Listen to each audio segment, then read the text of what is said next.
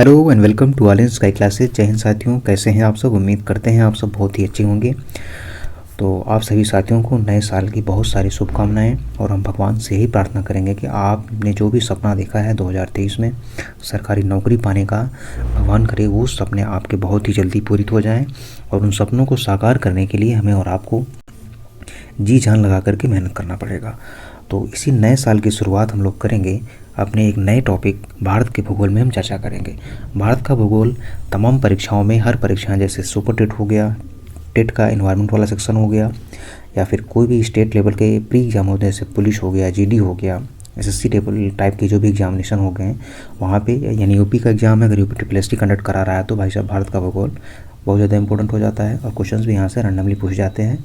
तो हमारा जो इसमें उद्देश्य है आपको पीडीएफ के माध्यम से पढ़ाने का, तो उसमें सिर्फ एक ही उद्देश्य है कि इस मेरे भाई आपको कम से कम समय में आपको बेहतरीन चीज़ें प्रोवाइड कराना, क्योंकि इसी चीज़ को आप कोर्स के माध्यम से, पेड कोर्स, फ्री कोर्स, चाहे जो जैसा भी कोर्स लेकर के पढ़ेंगे तो वहाँ पे 4 से 5 घंटे में इसी टॉपिक को कंप्लीट कराया जाएगा। उस 4 से 5 घंटे को टाइम को हमने मिनिमाइज करके आपके लिए 15 से 20 मिनट के आसपास वीडियो बनेगा। उससे ज़्यादा बड़ा वीडियो नहीं होगा। 20 मिनट में हमने 5 घंटे की चीज़ों को मर्ज कर दिया है। आपको ध्यान से अपने माइंडसेट में से एक चीज़ निकाल देना है कि पीडीएफ समझ में नहीं आएगा, स्क्रीन ऐसे उतनी ग्लो नहीं है, ये वो, क्योंकि वहाँ सब भौकाल वाली बातें यहाँ पे नहीं होती हैं। सिर्फ यहाँ पे हम फोकस करेंगे पढ़ाई पे। और एक बार पुनः आप सभी साथियों को नए साल की हार्दिक शुभकामनाएं और भगवान से प्रार्थना है कि जल्दी से आपको नौकरी मिले। शुरुआत करते हैं भारत के भूगोल से। ओके, तो इसमें जनरल वाली चीज़ें हम पहले देख लेते हैं, थोड़ा सा इंट्रोडक्शन इसका देख लेते हैं कि भैया क्या क्या होता है। भूगोल कैसा शब्द है? ग्रीक भाषा का शब्द है। ये ज्योग्राफिया से मिलकर के बना हुआ है, यानी ज्योग्राफिया नामक शब्द से जियो प्लस ग्राफिया 2 वर्ड होते हैं और इसका मतलब होता है पृथ्वी का वर्णन करना। और इस शब्द को दिया किसने है भैया? इरेटोस्थनीज ने दिया था। तो फादर ऑफ ज्योग्राफी है हेराइटियस और फादर ऑफ ऑर्डर ज्योग्राफी यानी क्रमिक भूगोल के पिता इरेटोस्थनीज हैं। Father of modern geography Alexander. Next chapter number 1 हम पढ़ेंगे इंडिया एंड इंट्रोडक्शन, भारत एक परिचय। भारत के नाम बहुत सारे होते हैं, सोने की चिड़िया हो गया, आर्यवर्त हो गया, हिंदुस्तान हो गया, आर्यवर्त हो गया, तमाम सारे नाम हैं। लेकिन संवैधानिक नाम की अगर हम बात करें तो सिर्फ 2 नाम हैं, एक है भारत, दूसरा है इंडिया। और ये बात आर्टिकल 1 में साफ साफ कही गई कि इंडिया दैट इज भारत। पृथ्वी पर होता है स्थल मंडल और जल मंडल। स्थल मंडल होता है 29.2% और जल मंडल होता है 70.8%। स्थल मंडल के बड़े भाग को महाद्वीप कहते हैं, महाद्वीपों की संख्या 7 होती है। जल मंडल के बड़े भाग को महासागर कहते हैं, महासागरों की संख्या 5 होती है। तो सबसे पहले हम महासागरों के बारे में देख लेते हैं, क्योंकि स्टैटिक पोर्शन भी यहीं से कवर करवाना है आपको। तो स्टैटिक पोर्शन में ये सब चीज़ें हो जाएंगी कि 7 महाद्वीप होते हैं, एशिया, अफ्रीका, उत्तरी अमेरिका, दक्षिणी अमेरिका, अंटार्कटिका, यूरोप, ओशिनिया, फिर ऑस्ट्रेलिया। देखो ऑस्ट्रेलिया या फिर ओशिनिया, ऑस्ट्रेलिया में ही ओशिनिया है, सबसे नज़दीक यही है। तो दोनों ऑप्शन में रहेंगे तो फिर पॉसिबल है नहीं कि दोनों ऑप्शन में आएंगे, एक ही आएगा, ऑस्ट्रेलिया या फिर ओशिनिया। तो ये जो लिखे गए हैं 7 महाद्वीप, ये हैं बढ़ते क्रम में है, घटते क्रम में। ये क्षेत्रफल के हिसाब से हैं, क्षेत्रफल के बढ़ते क्रम में नहीं, घटते क्रम में लिखे गए हैं। घटते क्रम में क्या होता है? सबसे बड़ा पहले लिखा जाता है और सबसे छोटा लास्ट में लिखा जाता है। तो एशिया जो है सबसे बड़ा महाद्वीप है, सबसे छोटा महाद्वीप है ओशिनिया या फिर ऑस्ट्रेलिया महाद्वीप है।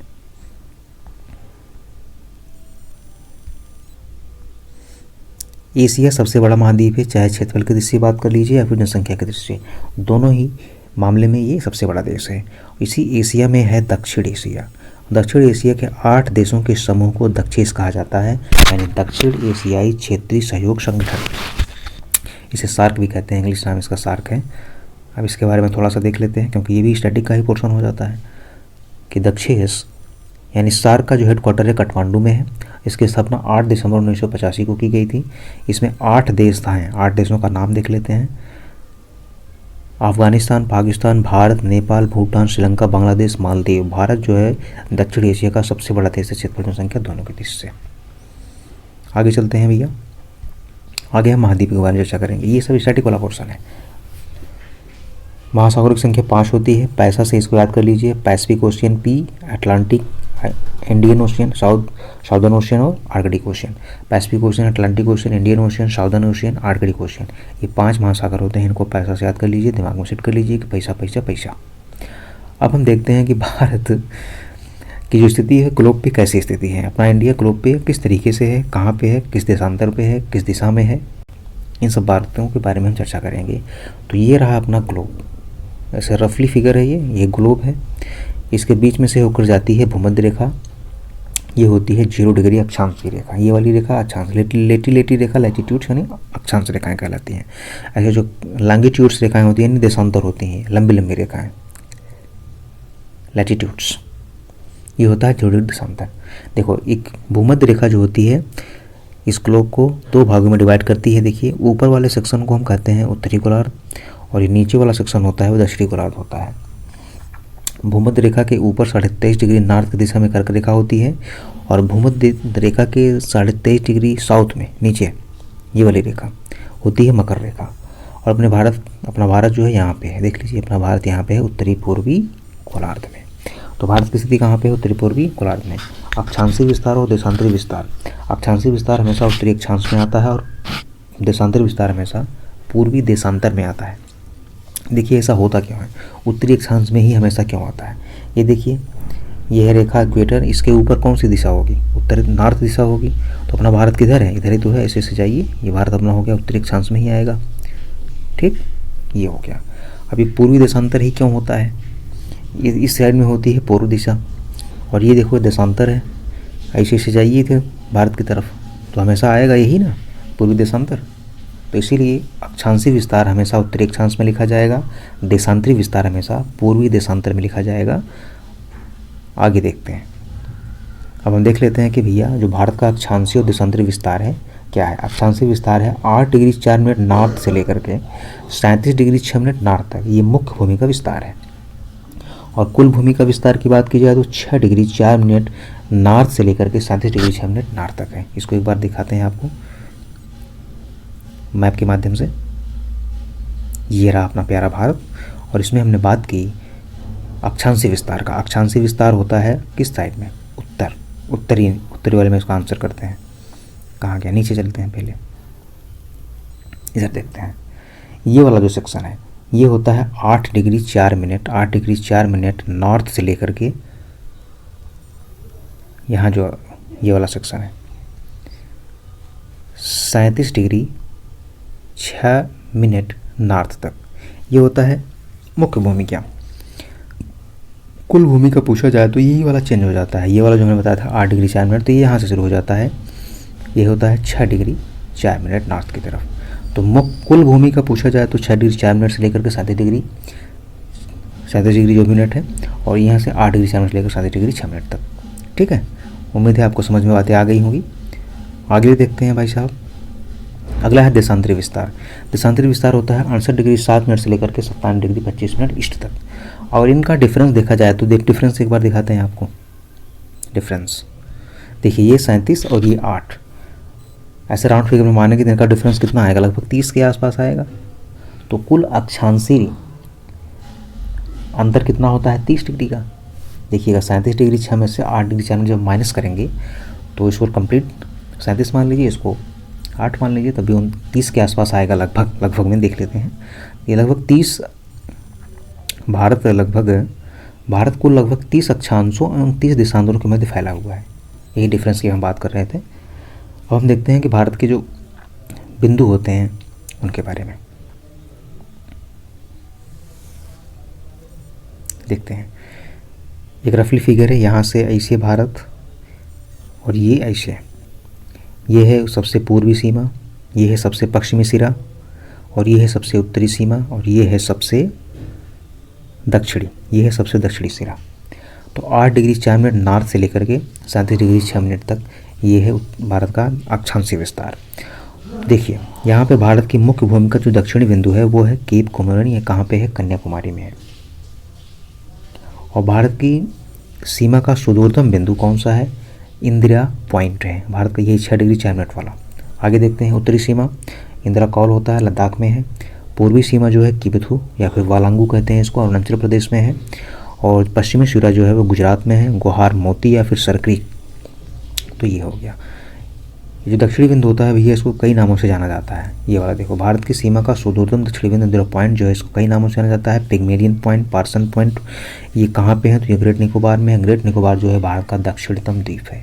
भारत का दक्षिणतम द्वीप कौन सा है? ग्रेट निकोबार।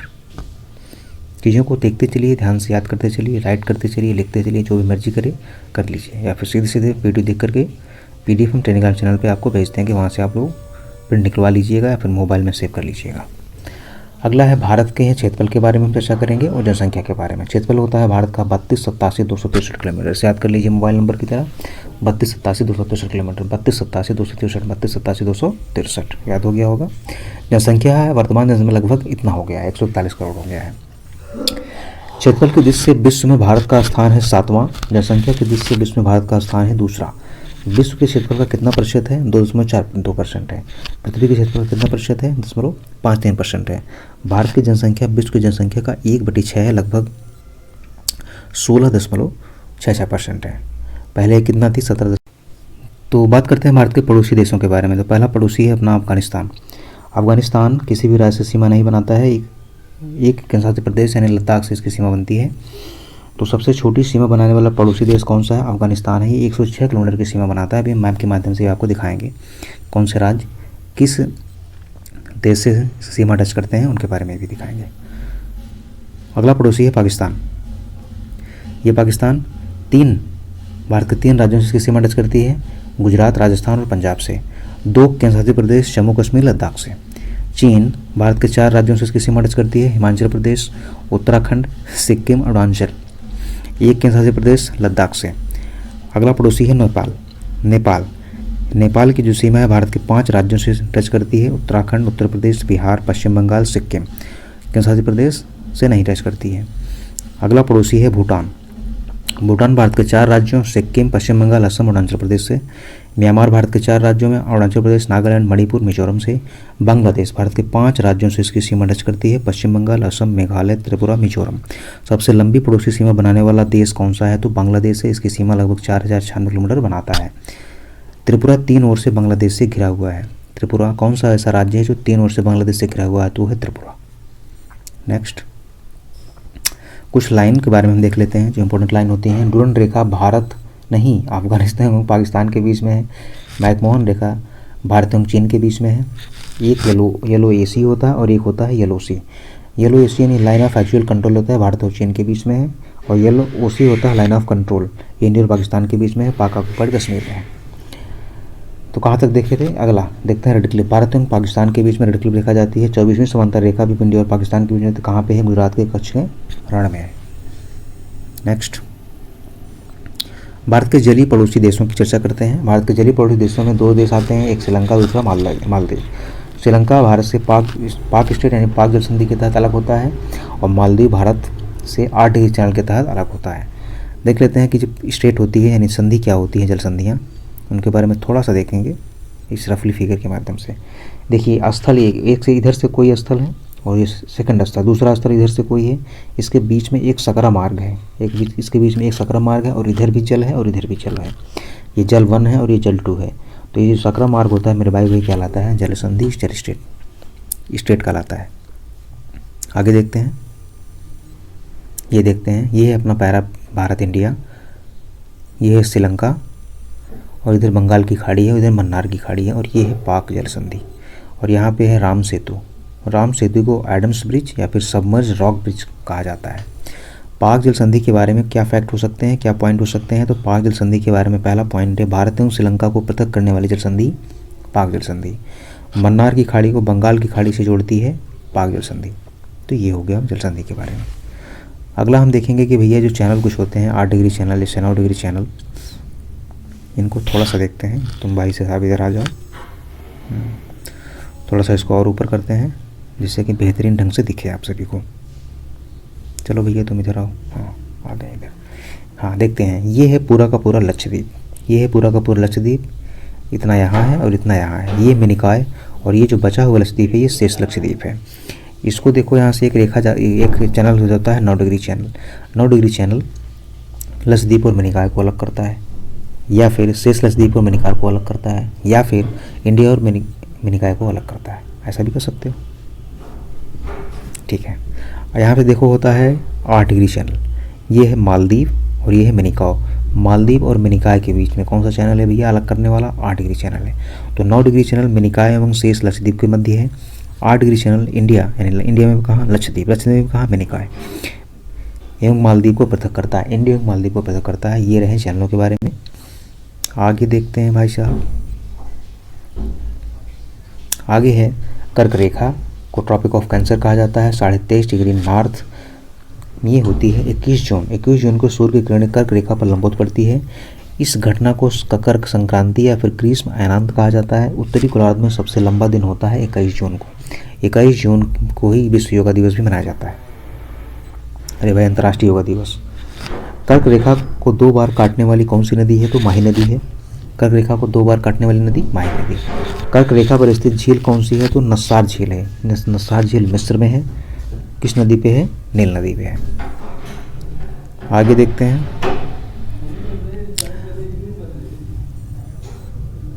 कर्क रेखा भारत के 8 राज्यों से होकर के गुजरती है।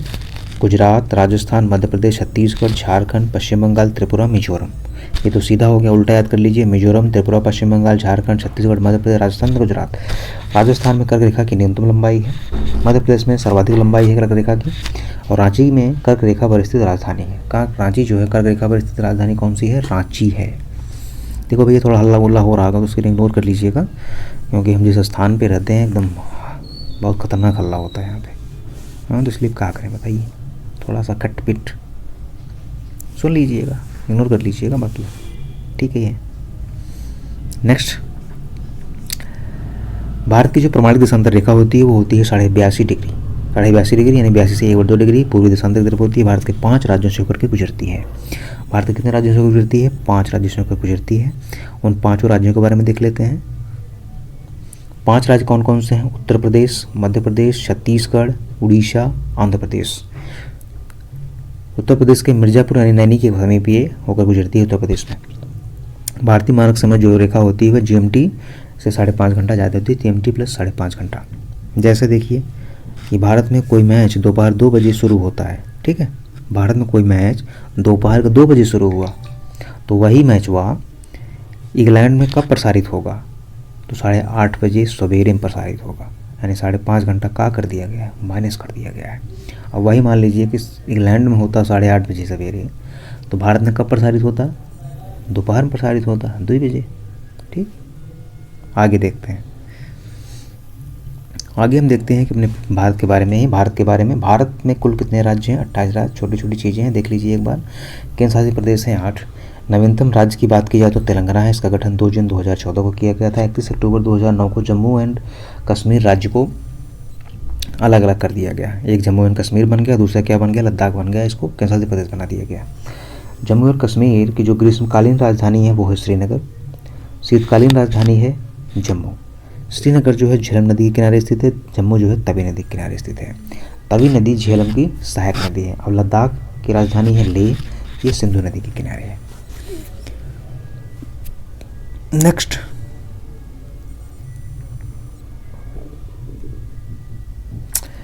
आ गया 26 जनवरी 2020 का वो दिन जहाँ पे अब दमन एवं दीव, दादर एवं नगर हवेली को मर्ज कर दिया गया। दमन एवं दीव और दादर नगर हवेली को क्या कर दिया गया? दोनों को मर्ज करके केंद्र शासित प्रदेश बना दिया। पहले ये 2 ठो थे, लेकिन इनको मर्ज कर दिया गया 26 जनवरी 2020 को।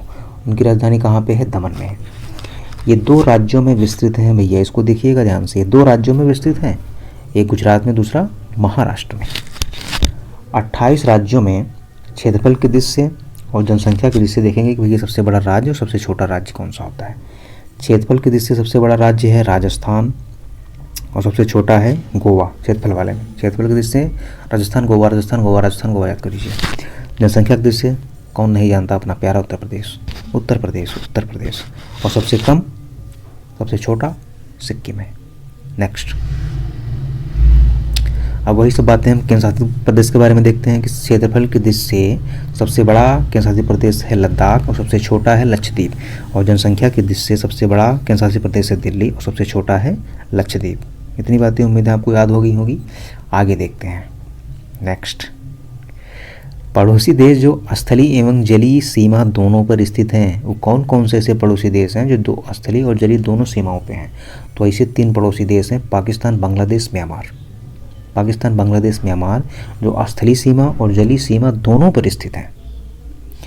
अब बात करते हैं राज्य जो अंतर्राष्ट्रीय स्थलीय एवं जलीय सीमा दोनों पर स्थित हैं। पहले तो हमने पड़ोसी देशों के बारे में चर्चा की कि कौन से जलीय और स्थलीय सीमा दोनों पर स्थित। अब राज्यों की चर्चा कर लेते हैं। राज्यों में 2 ठो हैं, गुजरात और पश्चिम बंगाल। राज्य जो अंतर्राष्ट्रीय स्थलीय सीमा पर स्थित हैं उनकी संख्या 16 है। केंद्र शासित प्रदेश जो अंतर्राष्ट्रीय स्थलीय सीमा पर स्थित है उनकी संख्या 2 है, जम्मू कश्मीर और लद्दाख है। तटीय राज्यों की संख्या कितनी होती है? 9 होती है। 5 पूर्व की तरफ होते हैं और 4 पश्चिम की तरफ होते हैं। सॉरी 5 पश्चिम की तरफ होते हैं और 4 होते हैं पूर्वी तटीय पे। टोटल 9 राज्य। जो पश्चिमी तटीय प्रदेश होते हैं उसमें गुजरात, महाराष्ट्र, गोवा, कर्नाटक, केरल, ये अरब सागर की ओर हैं। और पूर्वी तटीय प्रदेश में तमिलनाडु, आंध्र प्रदेश, उड़ीसा, पश्चिम बंगाल, ये है अरब सागर की ओर, नहीं बंगाल की खाड़ी में, पीओबी में, बंगाल की खाड़ी में है।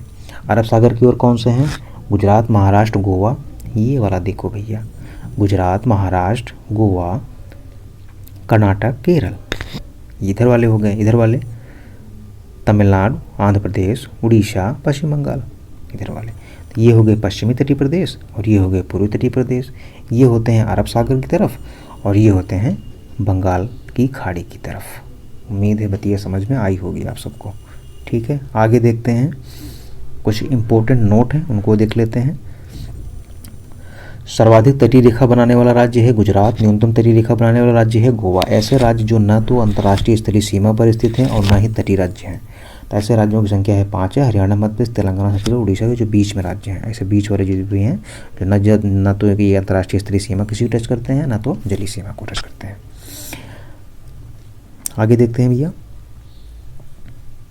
आगे देखते हैं। बस थोड़ा सा और बचा हो फिर समाप्त हो जाएगा। तटीय केंद्र शासित प्रदेश कितने हैं? 4 ठो हैं। दादर नगर हवेली दमन और दीव, पुदुचेरी, लक्षद्वीप, अंडमान निकोबार द्वीप समूह। सबसे लंबी तटीय रेखा बनाने वाला केंद्र शासित प्रदेश है अंडमान निकोबार। सबसे छोटी तटीय रेखा बनाने वाला केंद्र शासित प्रदेश है अंडमान निकोबार दादर नगर हवेली एंड द्वीप समूह। नोट में एक और देख लेते हैं कि ऐसा कौन सा केंद्र शासित प्रदेश है जो 3 राज्यों में फैला हुआ है। 3 राज्यों में फैला हुआ है पुदुचेरी। कौन है वो? पुदुचेरी है। 3 राज्य हो गया और 4 जिलों में भी है भैया पुदुचेरी। माहे, कराईकल, पुदुचेरी, यनम। माहे केरल में है, कराईकल और पुदुचेरी तमिलनाडु में है और यनम जो है आंध्र प्रदेश में है। तो पुदुचेरी के 4 जिले जो हैं 3 अलग अलग राज्यों में फैले हुए हैं। तो साथियों आज के लिए इतना ही। वीडियो कैसा लगा आप ज़रूर कमेंट करके लाइक, शेयर, सब्सक्राइब करके बताइएगा। आज के लिए इतना ही, धन्यवाद।